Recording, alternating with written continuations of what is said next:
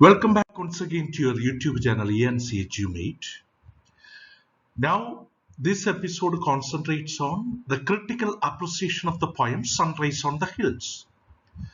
The poem Sunrise on the Hills by the American poet Henry Wadsworth Longfellow is a didactic. Didactic means giving moral lessons as well as lyric poem that extols the beauty of the nature and how nature can soothe, comfort you when you are in trouble or difficulty.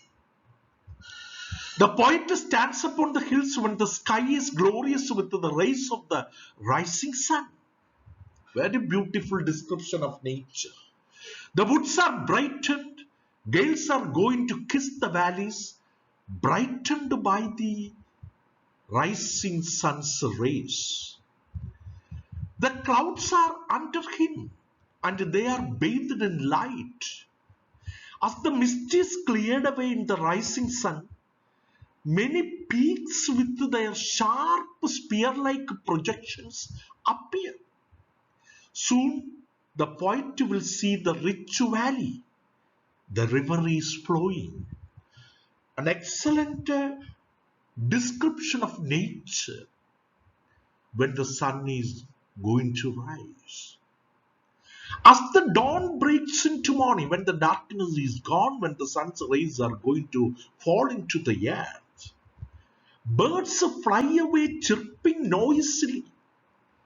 Birds fly away chirping noisily is an auditory images mixed up with the visual images.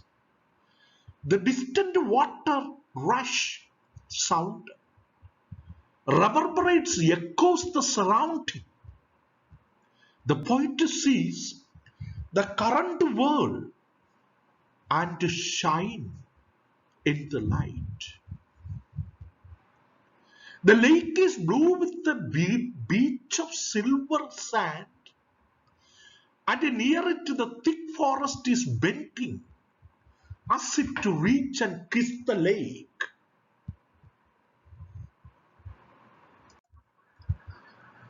The gentle and melodious sound of the village bell is echoing on the hills over the valley. The thin smoke starts coming out from the wooden valley through the thick-leaved branches from the huts of the people living in the valley. You see, there is a human life visible. From the expression, the thin smoke starts coming out from the wooden valley through the thick-leaved branches from the huts of the people living in the valley. The people cook food. The last stanza of the poem is a didactic one, giving a moral lesson, teaching the readers one didactic one as it gives an advice to the readers of the word. The poet says that if you are tired and troubled, BLED is there, troubled with the problems and sorrows of your life. And if you want to get rid of these troublesome problems, then you should go to the woods and hills, forest and nature. As if someone wants to read a book that will prevent his or her heart from losing hope and wake his or her soul with the optimism. That is the magic of reading. The sweet look that nature wears cannot be dimmed by tears of any kind. You see, any kind of depression cannot diminish the sweet look that nature wears. It is an eternal sweet look that cannot be perished by any kind of sorrows of people. The poet has used the exquisite phrases to depict the sights, sounds and movements of the nature. He has used many figures of speech, poetic devices, techniques to drive his ideas home, to communicate very effectively. To drive his ideas home means to communicate very effectively. The message is very clear. Go to nature to forget your sorrows and troubles. A glorious sunrise can make even the gloomiest person with hope and optimism. That is why we go to different places, like especially to Kanyakumari, to watch the sunrise. The poem is consistent of visual, means which we can be seen with our naked eyes. Auditory can be heard with our ears.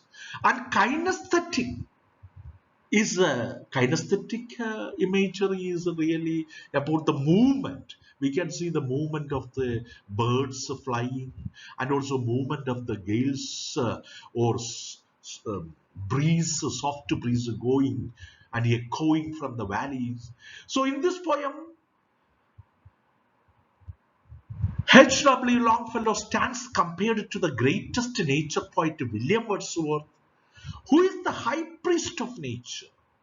The world is at present is full of troubles and tribulations, and one reason for this bad condition or for these troubles and tribulations is our contempt, our hatred and disregard for nature. We don't consider nature as very important as our life breath.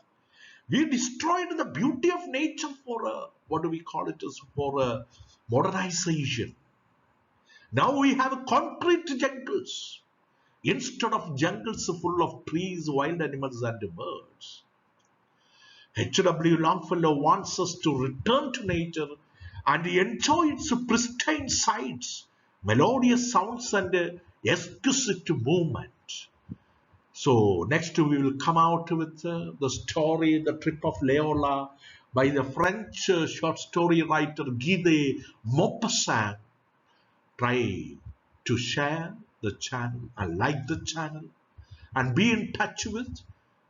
You will be the toppers. Wish you all the best. Thank you.